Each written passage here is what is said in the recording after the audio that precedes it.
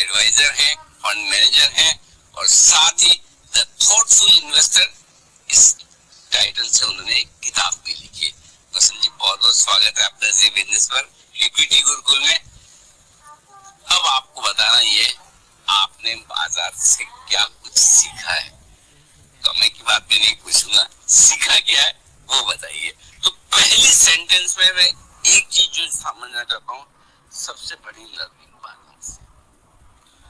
बाजार से अगर सबसे बड़ी लर्निंग ये है, वो है कि हिम्मत मत हारो। अच्छा, कितने बार लगा कि अब तो सब खत्म हो गया, लगता है ऐसा, लेकिन फिर ये वैसा है जो एक नाटविस ट्रॉफी में, आपको याद है मोहम्मद कैफ और युवराज सिंह ने गेम काट दिया था। क्या बात है। हाँ। तो मुझे लगता है बाजार हर 2 साल बाद आपको अपॉर्चुनिटी देता है कि आप युवराज सिंह जैसा काम कर सकते हो। वही जब आपके कोलकाता के दादा कैप्टन थे, उन्होंने शर्ट उतार कर हवा में घुमाई थी। बिल्कुल बिल्कुल। तो ये पर्सनली बोलता हूँ, हर 2 साल, 1.5 साल, 2.5 साल में जब वो गिरावट आती है तो लगता है दुनिया खत्म हो रही है। उस समय अपने आप से भी आप क्वेश्चन करते हैं, प्रश्न करते हैं कि ये करना क्या ठीक है। सब बेच दो, एफडी कर दो, आराम से बैठो, सुबह उठो, 4 बजे उठो, निकी देखो, रात को सो, डाउ को सुला कर सोते हैं और सुबह निकी को हम लोग जगाते हैं। तो ये जिंदगी उस समय लगती है बड़ी कठिन है, लेकिन जिंदगी में कोई भी चीज फ्री में नहीं मिलता है। आप इतने पैशनेट जब बाजार के लिए हो जाते हैं तो आप फिर उसके साथ लग जाते हैं, इन द सेंस कि इसलिए नहीं कि आपको घाटा हो रहा है, नफा हो रहा है, बट आप छोड़ते नहीं है। तो 2 चीजें, एक है हिम्मत नहीं हारनी और ये है, और दूसरा आपको बाजार से बहुत प्यार करना पड़ेगा। सही बात। मतलब मुझे अगर आप बोले तो बाजार से ज्यादा, पैसे से ज्यादा नहीं, बाजार से ज्यादा मेरे लिए कुछ नहीं है। और वो मैं तो कितने को बोलता हूँ कि it looks like my heart beats on the screen. जो दिल है वो स्क्रीन पे धड़कता है। तो अपना दिल मूवमेंट के साथ, हाँ, अपना दिल जो है वो स्क्रीन पे देखना जरूरी है। मतलब ये जैसे आप पर्सनल बता रहा हूँ, जैसे आप होता है ना कि 2 दिन बाद अपने बच्चों से मिलते हैं, तो मंडे जब स्क्रीन खुलती है तो एक अजीब सी खुशी नजर आती है। क्या बात है। और फ्राइडे शाम को बोरियत लगती है। जो नॉर्मल लोगों को फ्राइडे शाम अच्छा लगता होगा और मंडे सुबह लगता है ओ ऑफिस जाना है, तो सैटरडे तो निकल जाता है, संडे कठिन होता है। नहीं, और हमारे जी बिजनेस के बहुत सारे दर्शक हैं जो कितनी बार ट्वीट करते हैं, मुझे मैसेज भेजते हैं सैटरडे संडे क्यों नहीं खुलता।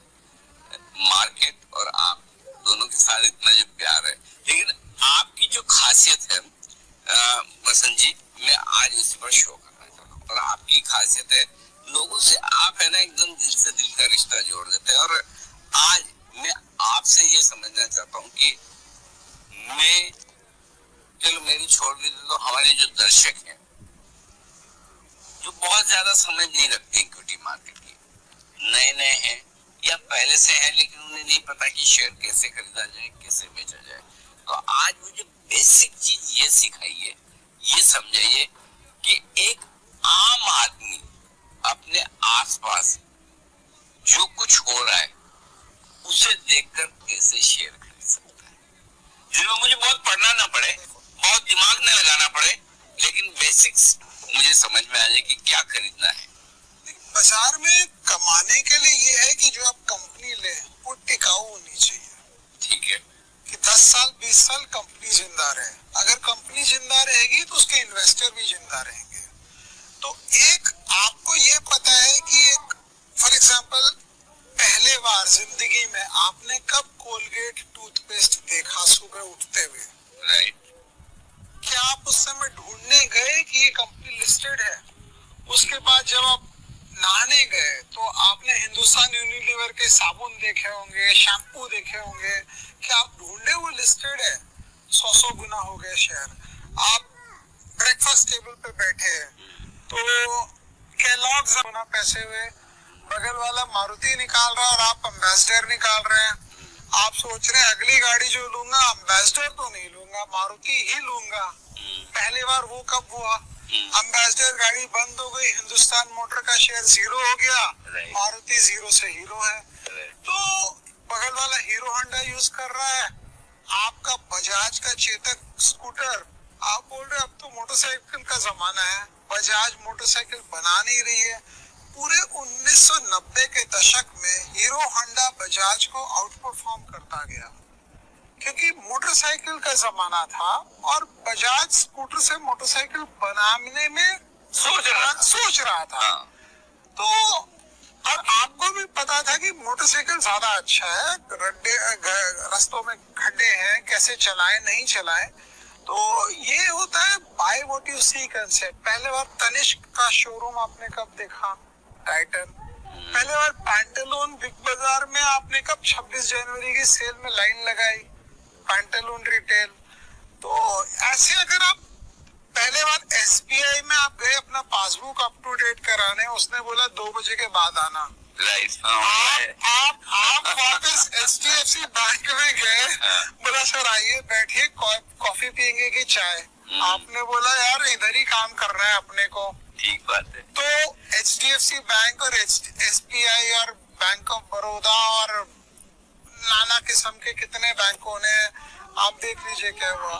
तो ये सब तरीकों से अच्छा, फिर उल्टी बात, डॉक्टर आपके मुंह में छाले पड़ गए तो आपने बोला डॉक्टर मोरेपिन को यूज किया जाए।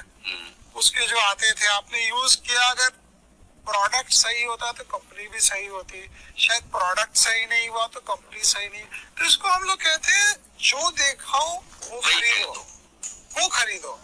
उसमें आप गलत कहाँ जाएंगे? आपके रिटर्न नहीं बनेंगे, लेट बनेंगे, 2 साल 3 साल आपको परेशान करेगा शेयर, लेकिन आपका जो कैपिटल है, जो आपकी पूंजी है, वो सुरक्षित रहेगी। फॉर एग्जाम्पल आपने घर में रंगाई पुताई कराई, एशियन पेंट्स हुआ, एशियन पेंट 5000 गुना हो गया पिछले 30-35 सालों में। मतलब 5000 गुना मतलब 1,50,000 करोड़ रुपए। सो ये कंसेप्ट। उसमें भी ये कि जब पुताई करवा रहे तो एशियन पेंट्स करवाए, बर्जर करवाए, नेरोलेक करवाए, तो वहाँ पर भी आपके पास चॉइस, और आप कौन सा चुनते हैं? आप कौन सा चुनते हैं? बिल्कुल सही बात। तो अच्छा, एशियन पेंट भी आपको पता है कि अगर आप थोड़े से काम स्टार्ट किए तो आपने डिस्टेम्पर कराया तो भी आप एशियन पेंट के कस्टमर हैं। आपने थोड़ा सा वॉल पुट्टी लगाई और आपने थोड़ा सा उसको प्लास्टिक पेंट कराया तो भी आप एशियन पेंट है। आपके पास बहुत ज्यादा पैसे हुए तो आपने उनको ही बुलाया और कॉन्ट्रैक्ट दे दिया तो भी आप एशियन पेंट के कस्टमर है। आप जब काम शुरू किए तो आप लाइफ बॉय से नहाते थे तो भी आप हिंदुस्तान यूनिलीवर के कस्टमर थे। आप लक्स से नहाए तो भी आप हिंदुस्तान यूनिलीवर है। अब आप डव यूज करते हैं तो भी हिंदुस्तान यूनिलीवर है। तो आपको ये देखना है आपकी जैसे प्रोग्रेस हुई वो कंपनी हर वक्त आपके साथ थी। सर आपके पास कुछ ज्यादा पैसे हो गए तो आपके लिए हमारे पास ये वाला प्रोडक्ट है। तो ये कौन सी कंपनी है जो आपका साथ हर वक्त लगाती रहती है और आपको पकड़ के रखती है? तो ये बहुत बेसिक है, ये आदमी सीख ले। क्योंकि अनिल जी, मेरा पर्सनल एक्सपीरियंस ये रहा है, बाजार में 15 से 18 साल बिना डीमैट खाली किए हुए अगर आप टिक सकेंगे तो गारंटी आप अमीर हो जाएंगे। बिना डीमैट खाली किए हुए। इसका बाजार खराब लग रहा है, एक और सब बेच दो। अच्छा, या इसको देखना ही नहीं है मेरे को 2 साल, वो भी मेरे हिसाब से डीमैट खाली है। मतलब you have to love the market. 2 साल भी आपको रोज अपना मार्केट अगर देखना है, प्यार करना है, जरूरी नहीं कि रोज कुछ न कुछ करना ही। बिल्कुल नहीं। हाँ, करेक्ट है ना? क्योंकि नहीं तो लोगों को लगता है कि देखने का मतलब करना है। तो ऐसा जरूरी नहीं कि आप पोर्टफोलियो रोज चर्न करें, रोज कुछ खरीदें, रोज कुछ बेचें। ऐसा नजर बनाए रखे और इंटरेस्ट बनाए रखे। अगर 15, 17, 18 साल आपका इंटरेस्ट बना रहेगा बाजार में तो आप गारंटी हिसाब से अमीर हो जाएंगे। लेकिन बाजार किसी को अपने साथ 15, 17, 18 साल रहने ही नहीं देता है, 15 दिन नहीं रहने देता है। वो या तो आपको बहुत ही लालची बना देगा और आप गायब हो कर देगा, और या आप परेशान होकर बाजार को छोड़ देंगे। मतलब इतना 15 साल बाजार में टिक कर रहना हर आदमी के बस की चीज नहीं होती है, क्योंकि आसान नहीं है इसको संभालना। मतलब ये एक शेर के बच्चे की तरह है जिसको आपने गोदी में बैठा के रखना है। तो मेरे हिसाब से तो बाजार बहुत डिफिकल्ट चीज है।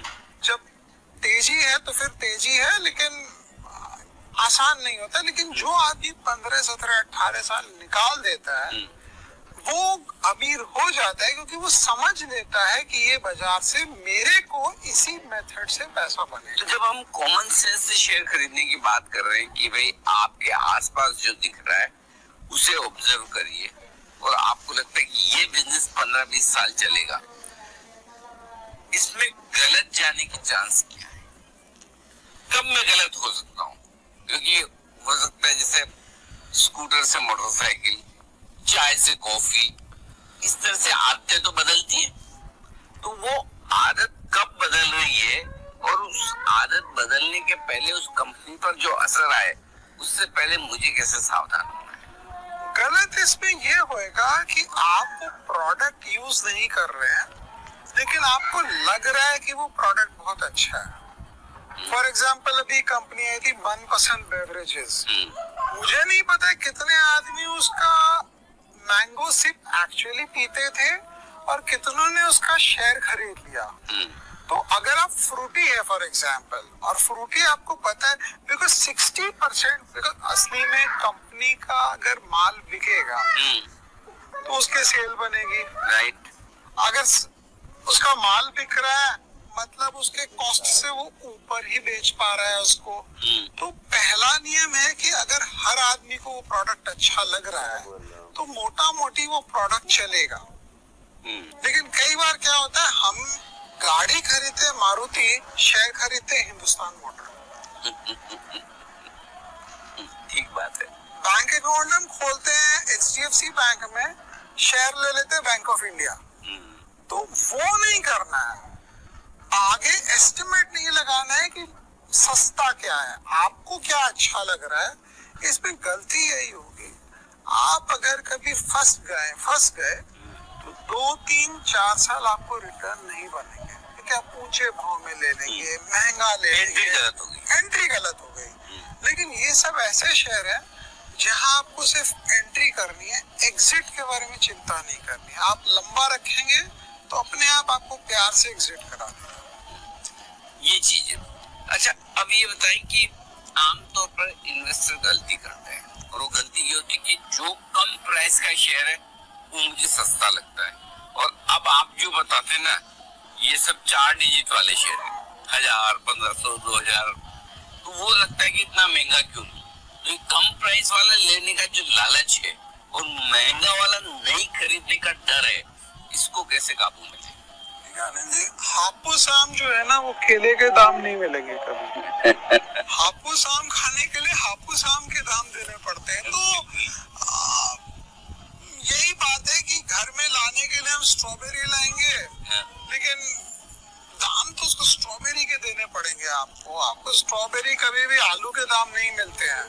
तो महंगा सस्ता, पहली बात यह है कि इंडिया के नंबर 1 ब्रोकर जिरोधा के साथ जुड़िए, जहां पर आप फिट जो है 20% भरते ही बेचते हैं। 100 का सेंसेक्स 41,000 हो सकता है, तो 410 गुना हो गया पैसा, है ना?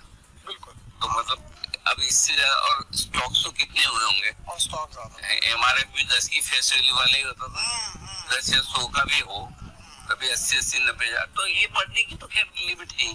तो लेकिन जैसे आपने सही बोला है,